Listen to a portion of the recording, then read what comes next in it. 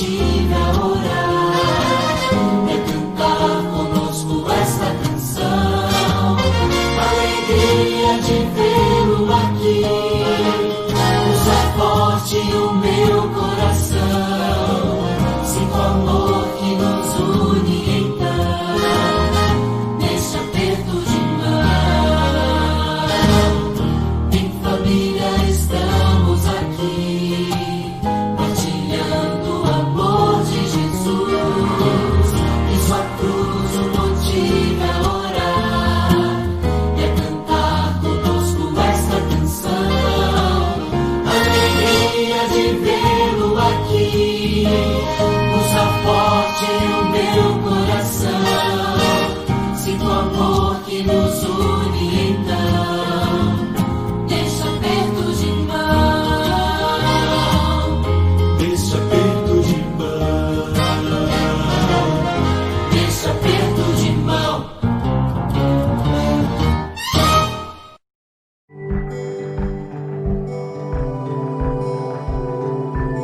Provai e vede. História de hoje: abelhas.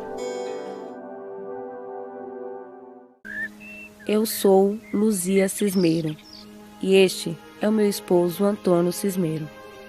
Somos adventistas há muitos anos e vivemos na cidade de Presidente Venceslau, em São Paulo. Nossa paixão pela natureza nos levou a uma atividade muito abençoada por Deus. Somos apicultores e tratamos as abelhas como se fossem nossos milhões de filhos. Embora tenhamos essa relação familiar, as abelhas não gostam de serem molestadas. E para conseguirmos o tão precioso mel, necessitamos de cuidado redobrado, manejo sustentável das colmeias e uso de roupas especiais, pois nossos supostos filhos nos atacam de forma implacável. Somos considerados pequenos produtores, mas temos uma média anual de produção de 4 toneladas. Toda essa colheita de mel se deve ao nosso grande comandante e Pai da eternidade, Deus.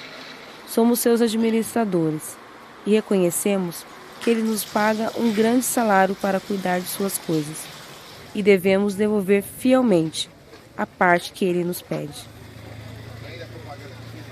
Em todos esses anos, presenciamos verdadeiros milagres e por isso temos a certeza de que Deus cuida da nossa vida e dos 2 milhões de abelhas que vivem em nosso apiário.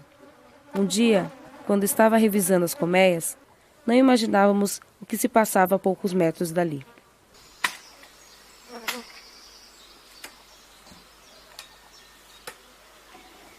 É o seguinte, cara, eu estou vendo aqui, é um apiário com mais de 50 caixas de abelha. E os proprietários estão lá jogando fumaça e pelo jeito tem muito mel. O que eu vou fazer? Eu vou lá, assim que eles forem embora, eu vou lá sozinho, vou pegar uma caixa nas costas e vou vir para cá. Em seguida, vocês têm que estar aqui, porque nós vamos pegar 50 caixas e nós vamos ganhar muita grana com esse mel, cara. Ok? Então não pode ter furo, daqui meia hora você tem que estar aqui, que é o tempo que eles estão saindo e eu vou chegar lá para pegar uma caixa.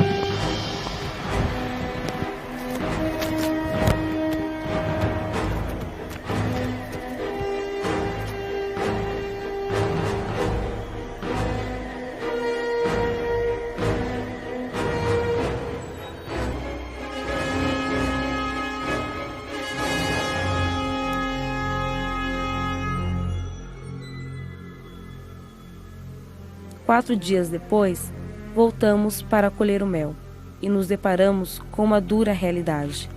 A mata estava totalmente queimada e no meio das cinzas, as colmeias.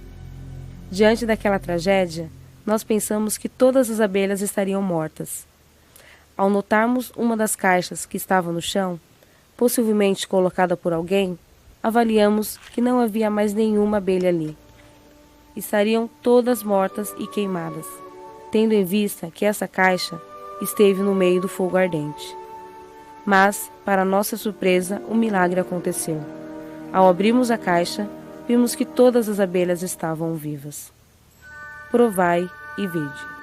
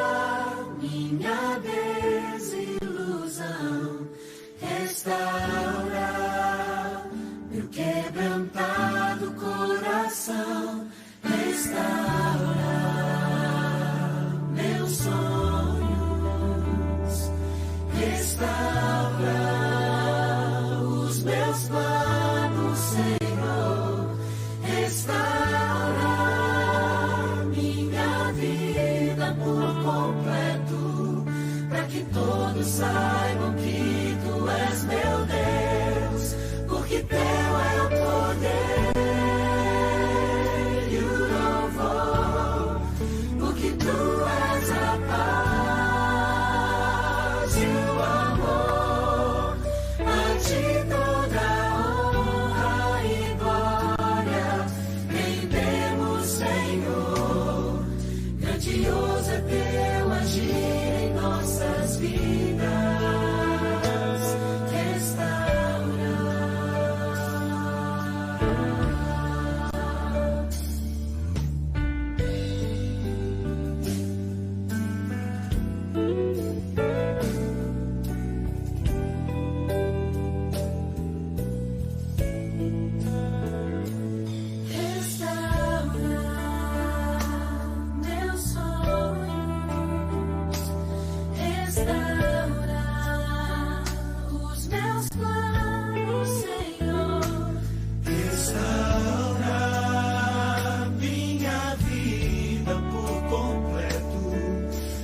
Todos saibam que tu és meu Deus, porque teu é o poder e o louvor, porque tu és a paz e o amor.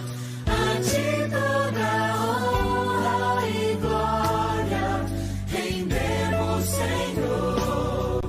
Grandioso é teu agir em nossas vidas, porque teu é o poder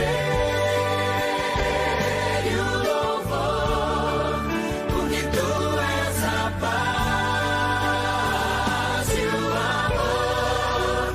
A ti toda honra e glória rendemos, Senhor. Grandioso é teu agir em nossas vidas.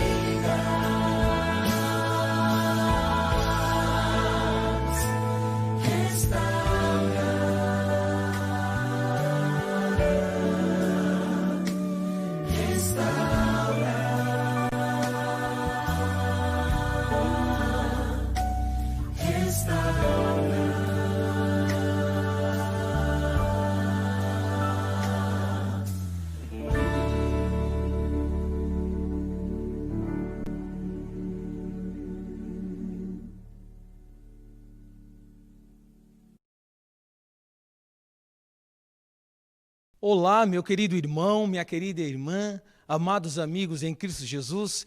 Estamos nesse momento de adoração tão especial, no qual nos encontramos na presença do Deus eterno, para celebrar a vida. E com certeza, crentes como somos, na vitória e nas promessas que vêm do Senhor Jesus Cristo, podemos louvar o nome do Eterno. Portanto, eu quero lhe convidar, assim como os anjos louvam a Deus na eternidade, nós podemos nesse momento, na adoração, louvar o nome de Deus, entoando cânticos. Vamos cantar juntos?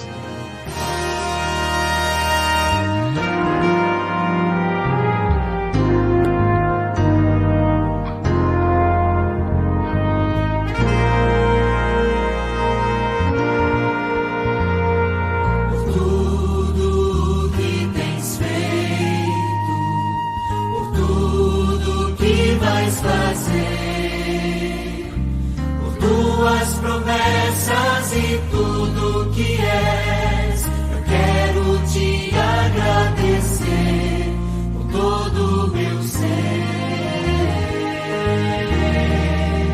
Te agradeço, meu Senhor. Te agradeço, meu Senhor. Te agradeço, meu Senhor. Te agradeço por me libertar e salvar, por ter morrido em meu lugar. Te agradeço, Jesus, te agradeço, eu te agradeço, te agradeço.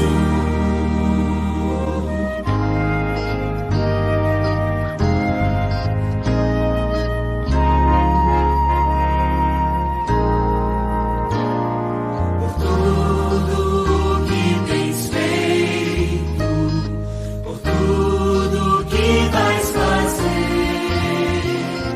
por tuas promessas e tudo que és, eu quero te agradecer com todo o meu ser. Te agradeço, meu Senhor. Te agradeço, meu Senhor. Te agradeço, meu Senhor. Te agradeço, meu Senhor. Te agradeço por me libertar e salvar, por ter morrido em meu lugar. Te agradeço, Jesus, te agradeço, eu te agradeço, te agradeço.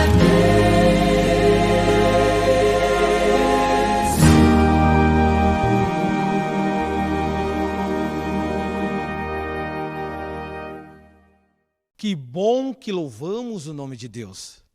Quem canta não espanta os males. Quem canta, louva a Deus. E eu acredito que aquele que louva tem gratidão no coração e no fundo do coração tem a certeza da salvação que prossegue de Cristo Jesus. Essa convicção nos motiva, nesse momento, a adorá-lo, a adorar o Eterno. E também externar nossa adoração no formato de oração. Quero lhe convidar para orar nesse momento tão oportuno de graça e misericórdia. Feche os olhos onde você está. Vamos orar? Senhor nosso Deus, nós louvamos o teu nome e agradecemos ao Senhor pelo dom da vida em Cristo Jesus. Essa certeza que inunda o nosso coração nos motiva a erguer a cabeça e saber que a nossa redenção está mais próxima do que nunca. Fale ao nosso coração através da unção e ação do Santo Espírito, para que possamos receber as tuas promessas em nosso ser, para que possamos compartilhá-las também com o mundo que precisa te conhecer. Em nome de Cristo Jesus, nós te agradecemos, hoje e sempre. Amém. Certeza, convicção. É tão gostoso quando temos. Isso promove segurança em nosso coração. Nós passamos pelo ano de 2020, um ano marcado pelo medo. Foi considerado o ano do medo. As fobias que chegaram até nós em meio às inseguranças, talvez a perda da paz, em meio aos infortúnios que nos acometeram.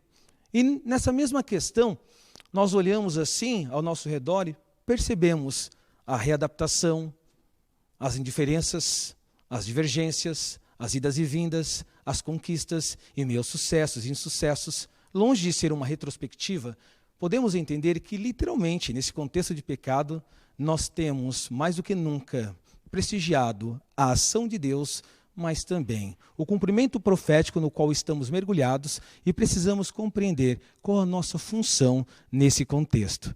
Eu não sei você, mas ao olhar para trás eu consigo ver em meio às tragédias Deus guiando. Mas há muitas coisas que aconteceram conosco, talvez na tua família, em minha família, em nossa família, que marcou profundamente.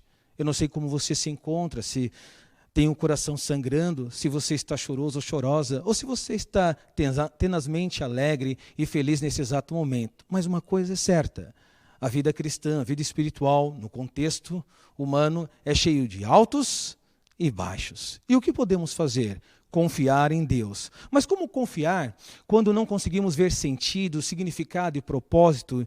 E assim sendo, diante das promessas de Deus, parece que não há coerência, não é verdade? Sabe, quando eu era pequeno, ainda jovenzinho, a minha avó, ela me motivava a ler a palavra de Deus e compartilhar com ela as promessas. Um dos salmos preferidos da minha avó, que eu li e reli muitas vezes, é o Salmos 23, que diz que o Senhor é o nosso pastor. E quantas vezes ela ouviu a mensagem do Salmos 23 e aquilo lhe fazia chorar e se alegrar no contexto da salvação. Já com uma visão meio turva por causa da idade, debaixo de um pé de urucum e também alguns mamoeiros, porque lá em casa tinha uma horta no fundo do quintal. Lá tinha alface, couve, chuchu, abobrinha e tantos outros legumes e hortaliças. E eu consigo visualizar nesse momento a minha avó ali, colocando a sua poltroninha, sentada, eu com meu banquinho, a Bíblia em mãos abertas. Muitas vezes eu queria estar com meus amigos, queria estar brincando, mas por respeito à minha avó e por amor à mesma e também a Deus, nós tínhamos essa interação espiritual. Não era nada forçado, era prazeroso, tanto que estou compartilhando com você. E à tarde, assim, quando estávamos ali, perto do pôr do sol, ou também de manhãzinha, nós compartilhávamos a palavra da salvação. Mas é curioso que do lado da poltrona da minha avó, tinha uma caixa, e ali tinha alguns retalhos, ou vários retalhos, pedaços de pano. E ela pegava a sua linha, a sua agulha ia alinhavando os tecidos, ia formando então, na sua confecção, um tipo de toalha. E eu ficava olhando, falava assim, para que isso, vó? Ela falava, você verá, meu netinho. Mas não tinha sentido, porque os pedaços de pano costurado não fazia, ou pelo menos não transmitiam uma imagem agradável. Era uma coisa feia, uma coisa que não era tão, assim, agradável aos olhos. E ela sorria para mim. Por quê? Eu costumava dizer para ela, para que insistir em fazer isso? Não é mais fácil ir na loja e comprar, então, um tecido melhor, ou comprar uma toalha? Ela sorria. Filho, não é toalha isso. E na minha ingenuidade eu não sabia que ela estava fazendo uma colcha de retalhos.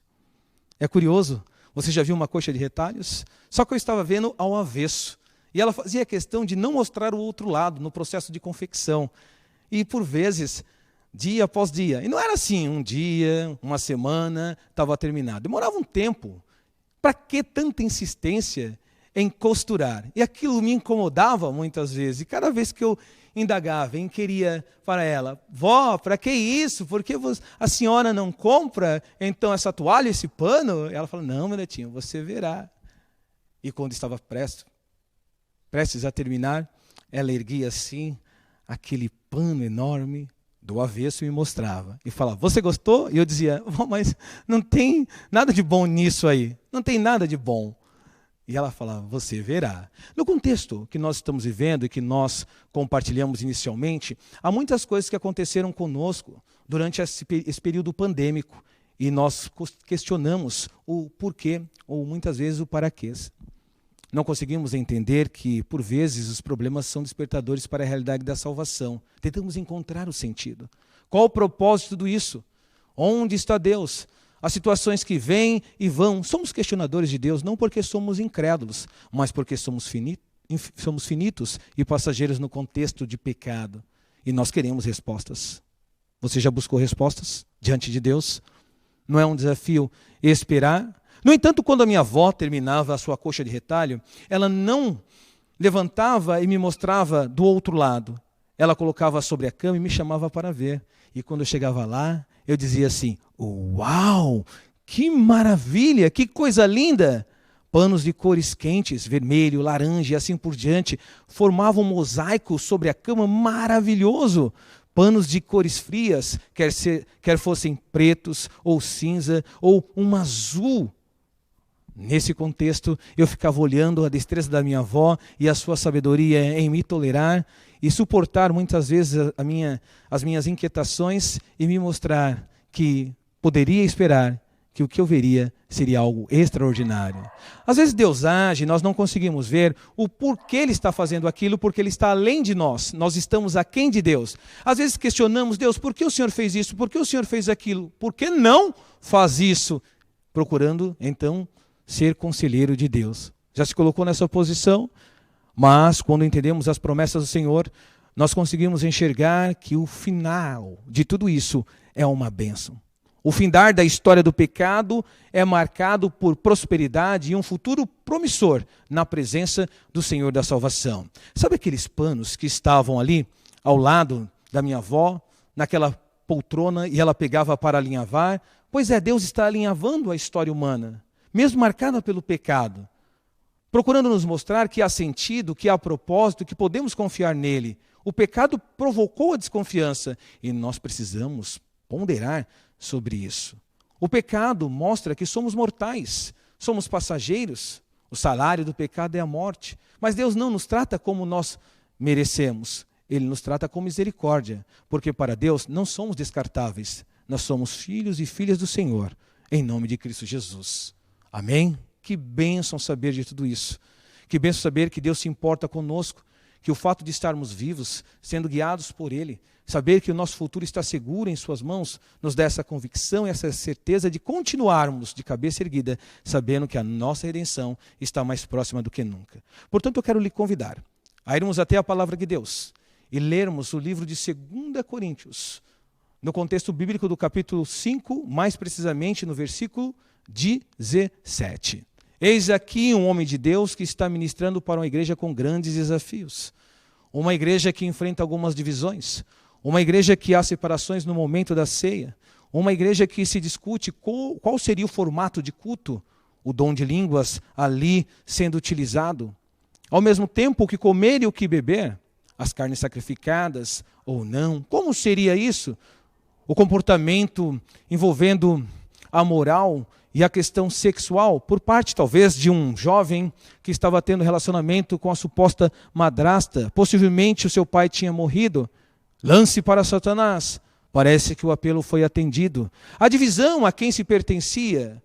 A Paulo, a Apolo, a Cefas ou Pedro? Mas todos nós, ou eles, deveriam entender que pertenciam a Cristo Jesus, pois em nome de Cristo Jesus, eles foram batizados e nós também. A igreja pertence ao Senhor e Ele não abre mão. No entanto, como igreja, composta por gerações e culturas de origem, nós temos um grande desafio de permanecermos íntegros quanto à vontade de quem? De Deus. Paulo, ministro do Senhor, que também foi atacado quanto à sua performance apostólica. Seria ele um apóstolo, mesmo vindo depois dos 12? Seria ele um homem que poderia tutoriar o ministério da salvação, sendo quem ele era anteriormente, o perseguidor da fé? Mas ele não abre mão. E no capítulo 5, ele discorre, então, sobre o seu zelo apostólico. No versículo 17, a palavra de Deus diz assim: e assim, se alguém está em Cristo, é nova criatura. As coisas antigas já passaram, e eis que se fizeram novas. Se alguém está em Cristo, é nova criatura. Quando estamos em Cristo Jesus, e observe, quando estamos em Cristo Jesus, nós devemos entender que há uma renovação espiritual. Paulo passou por isso. Quando foi encontrado pelo Senhor a caminho de Damasco, quando na fulgurante luz que apareceu para ele, a glória do Senhor foi manifestada, e ele recebeu o convite para ser o ministro da salvação. Outrora, no passado, um perseguidor, agora ele aprenderia então o que é o ministério da graça e seria perseguido pelo mesmo. No caso, aqueles que eram contrários à fé ou à proposta de Cristo Jesus. Sabe o que entendemos com tudo isso? Que Deus tem planos. Paulo, ele era convicto do que estava fazendo. Acreditava que estava fazendo a coisa certa no lugar certo, mas ele precisava entender uma nova motivação, uma nova direção. Precisava passar por um ponto de inflexão, uma conversão espiritual. No caso, nós não vemos um homem apostatado. Nós vemos um homem que acredita que está sendo espiritual. Talvez eu e você estejamos com essa convicção em nosso coração e precisamos então de renovação espiritual. Mas todos os dias nós precisamos dessa renovação. Em Cristo Jesus nós temos novidade de vida. Nós temos então um divisor de águas. Pois o que era a sua vida antes de Cristo? E o que é a sua vida depois de Cristo? Onde você estaria nesse momento se você não tivesse conhecido a Cristo Jesus? Se alguém está em Cristo, é nova criatura. É a defesa de Paulo. Eu sou uma nova criatura.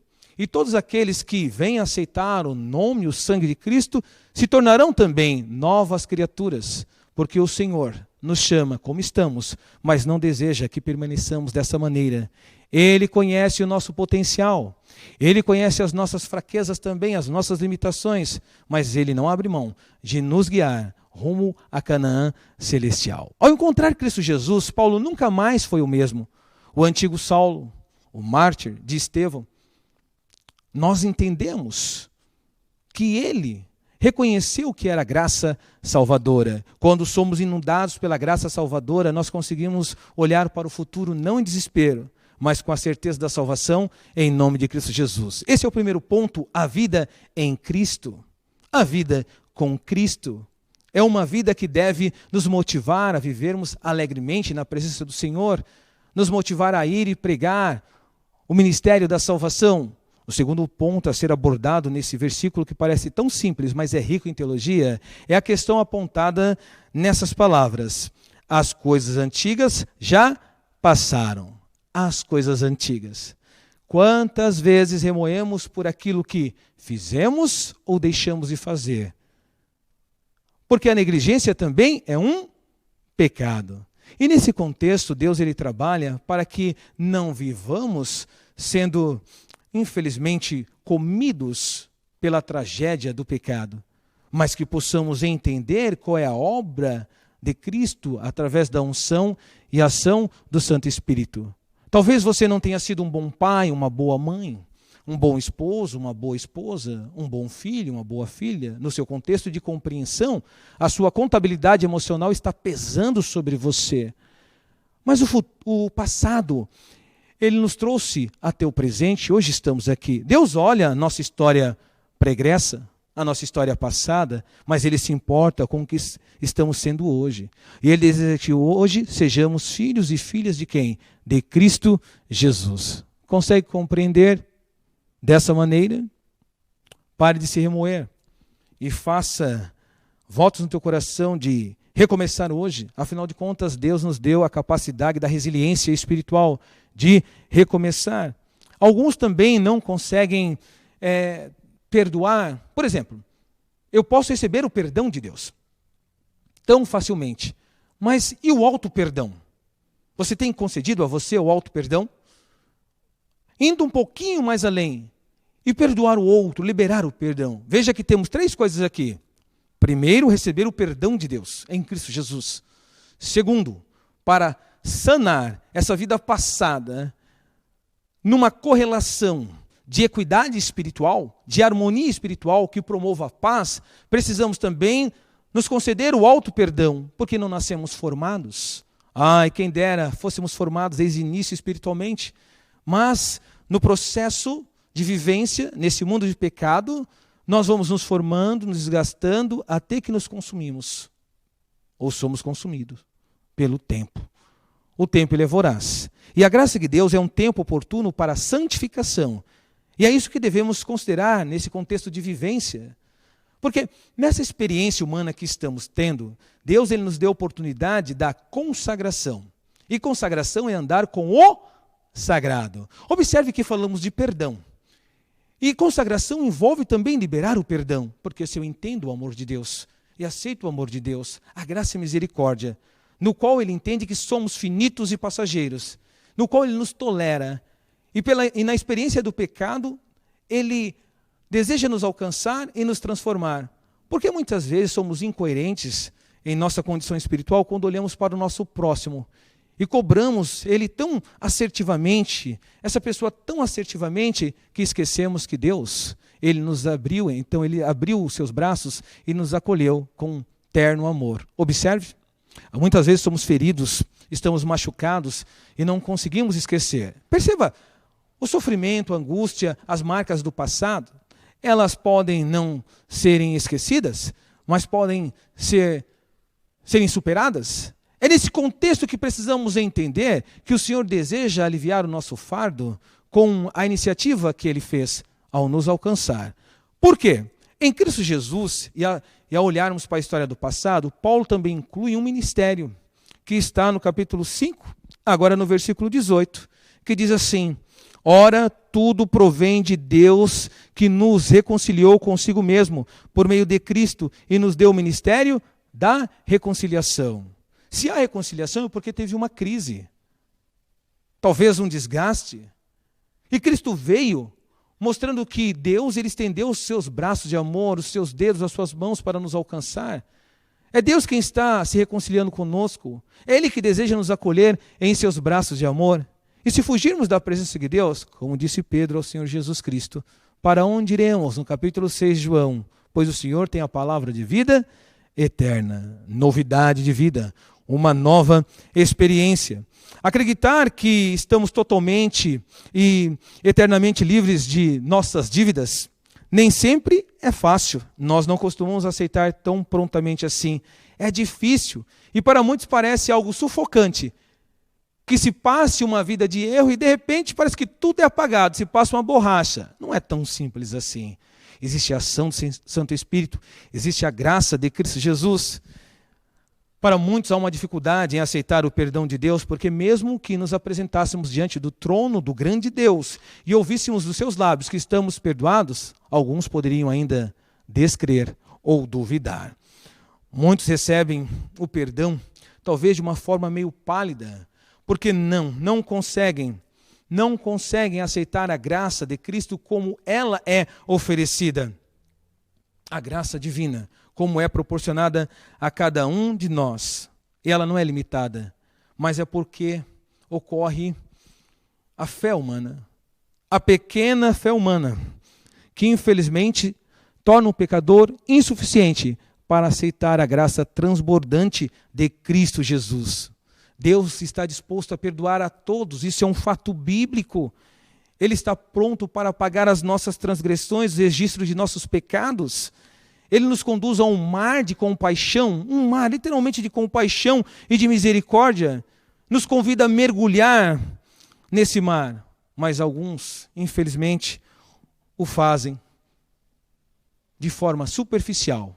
Outros conseguem se aprofundar, mas alguns se contentam apenas em mergulhar na superfície. Que não seja você, que não seja eu. Sabe, no ciclo de vida espiritual, nós consideramos Deus de acordo com a nossa vivência. Um jovem vê Deus de uma maneira. Uma pessoa já experimentada considera a igreja, as promessas de Deus de outra maneira. Aquele que está na meia-idade vê Deus ou enxerga Deus de uma certa maneira. Contudo, enxergamos Deus. Mas a grande questão é como Deus deseja ser enxergado. Por isso precisamos ter contato com a palavra do Senhor. Assim como Paulo teve esse encontro com Jesus, a caminho de Damasco, e foi transformado agora a ponto de considerar na epístola aos Coríntios essa mensagem de maravilhosa graça, nós hoje podemos ter também esse encontro diário com Deus, esse encontro diário com Jesus e transmitir o ministério da salvação. No contexto da salvação existe a minha e a sua vontade, a nossa vontade, mas nós não podemos esquecer que existe a vontade de Deus e o que Ele quer para nós. É o que se encontra, em resumo, na última parte do versículo 17 do capítulo 5 de 2 Coríntios. Observe o que diz lá. Diz assim: e eis que se fizeram novas. O que se fez novo? As coisas antigas, uma nova vida. E essa renovação acontece porque Deus, Ele, mais uma vez, toco nessa tecla, Ele é misericordioso. Na revelação natural de Deus, todo santo dia Deus mostra que Ele está disposto a nos conduzir a essa renovação espiritual. A revelação natural de Deus envolve, em parte, a natureza. Por exemplo, quando você joga uma semente no chão, ou ela cai, se espera que aquela semente não morra, mas que ela então cresça, dali surja um pé de árvore, e que ela seja frutífera e continue o seu ciclo. A chuva que desce rega, a terra é então regada, faz as plantas germinarem. O sol que desponta, ele vem alinhado segundo o propósito da criação de Deus. A noite que adentra, se Deus tardasse, o que seria de nós? Tudo está no seu devido lugar, mesmo em meio às marcas do pecado, mostrando a grandeza de Deus. E se conseguirmos enxergar as grandezas de Deus ainda num mundo marcado pelo pecado, imagine na glória ou plenitude que Deus deseja nos conceder. No entanto, dia a dia, Deus nos mostra que é possível experimentar a renovação espiritual. Claro que existe a tua vontade, a minha vontade, a nossa vontade, como bem discutimos aqui ou falamos. Podemos entender também que existe a vontade de Deus e a vontade do diabo.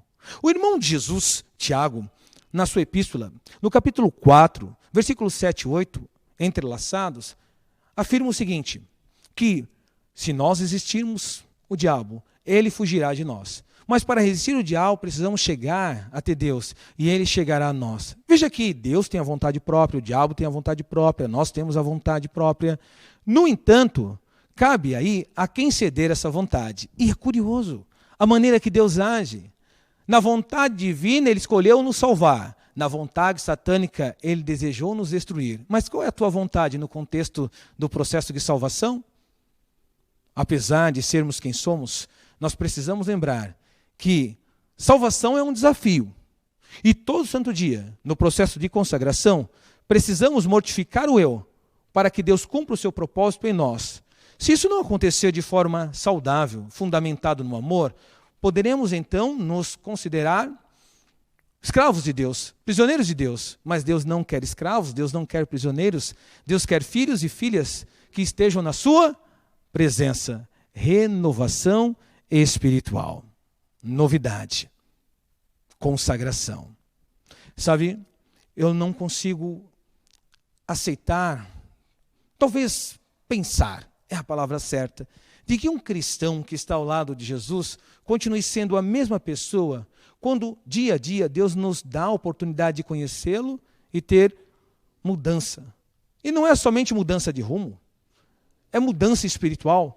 E essa mudança é sempre para melhor quando confiamos em Deus.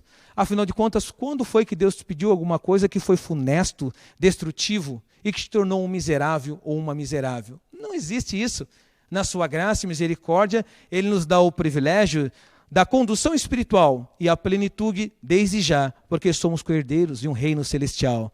E assim, o servo de Deus, Paulo, ele viveu esse ministério, sempre experimentando essa renovação e a alegria de que dentro em breve ele estaria na presença do Senhor. Você crê nisso? Crê que a nossa estadia nesse mundo é uma breve passagem? Olha o termo que usamos, estadia. Nessas férias, você talvez viaje ou não, esteja com a sua família, talvez esteja num hotel, esteja na casa de um amigo ou assim por diante, mas eu e você sabemos que é apenas uma estadia, que ali entramos e por um tempo ou outro sairemos para retornar às nossas atividades costumeiras no nosso dia a dia. Por isso aproveitamos as férias de uma forma intensa. No mundo no qual vivemos, somos inseridos também, mas aqui não é o nosso habitat natural, porque somos espirituais, fomos criados por Deus e deveríamos estar, não somente aqui, mas por toda a eternidade, na presença do Senhor, experimentando essa renovação espiritual. Você já parou que isso acontece muitas vezes no final de ano?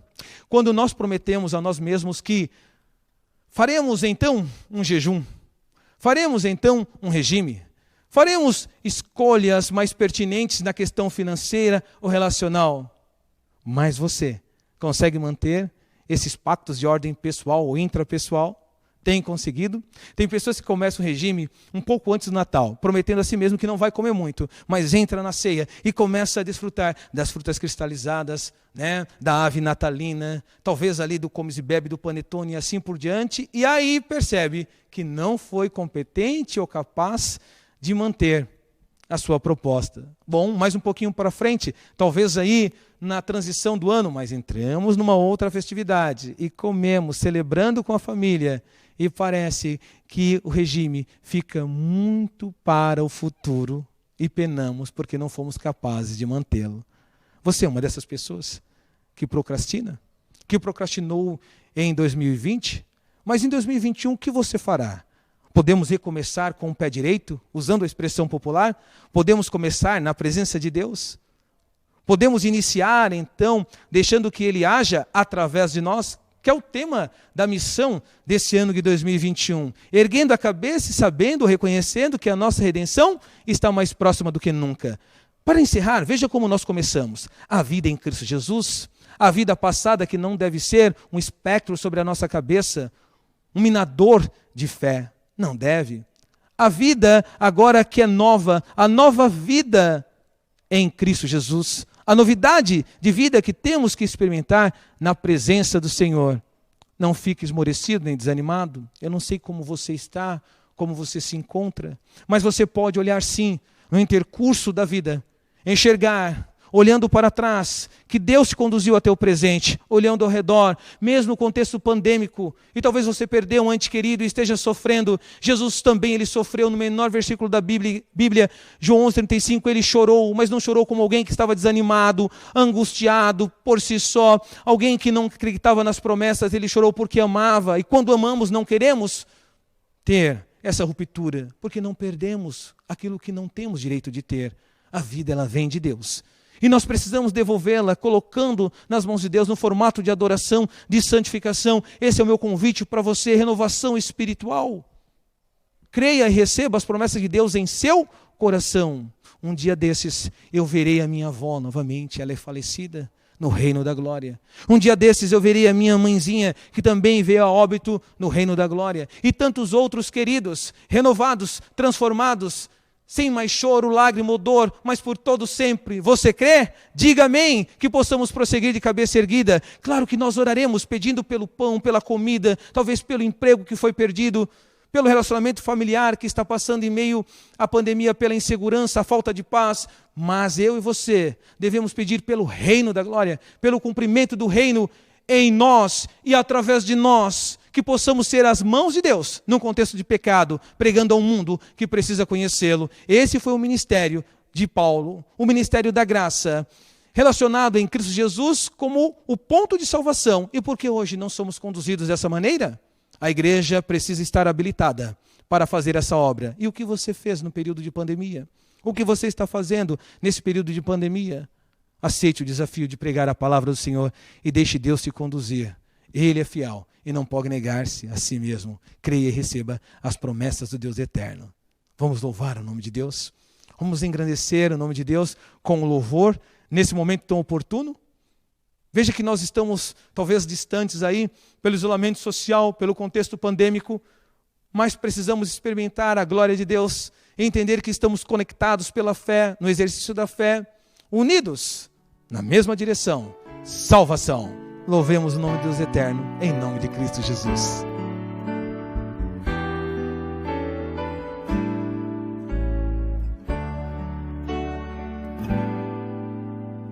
Eu quero ser um vaso de honra, moldado pelo Senhor. Com a mensagem de amor.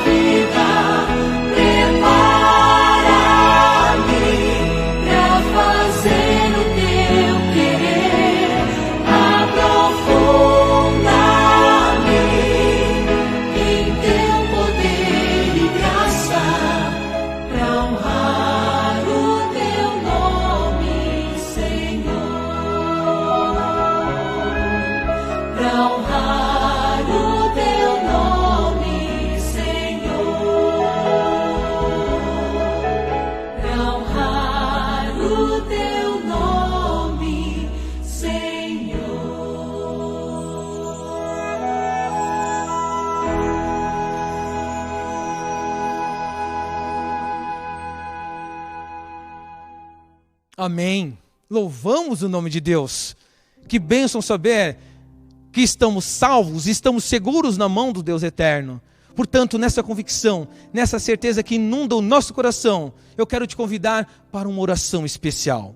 Uma oração de reconsagração. Uma oração que deve tomar o nosso ser, nos elevar até o trono da graça e acolhidos por Deus, mais uma vez, mesmo de olhos fechados, mas com o coração e a mente aberta, deixar Deus nos alcançar e nos motivar para o seu reino. Feche os olhos onde você está, vamos orar. Senhor, nós louvamos o teu nome, nós agradecemos ao Senhor pela vida eterna, em nome de Cristo Jesus. O Senhor nos concedeu um ano que passou rápido, 2020, e esse ano que se inicia, 2021, que seja ele para a tua honra e tua glória. O tempo vindouro é um tempo de prosperidade e segurança na tua presença, porque no horizonte da eternidade o Senhor se encontra de braços abertos. Louvado seja o teu nome, Pai de amor. Em Cristo Jesus, nós te agradecemos nesse momento pela obra que o Senhor fez por nós, faz em nós e fará através de nós, hoje e sempre. Amém e amém. Que Deus te abençoe, te guarde e te dê a paz.